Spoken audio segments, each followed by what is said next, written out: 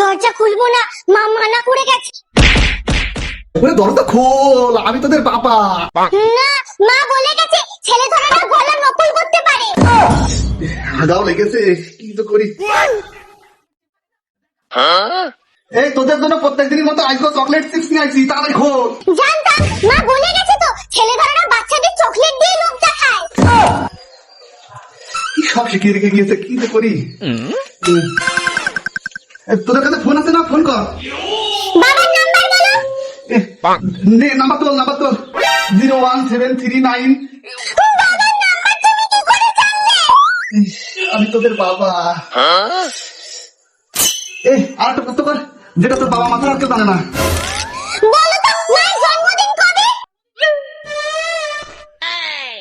কি হলো বলো, আমার জন্মদিন কবে?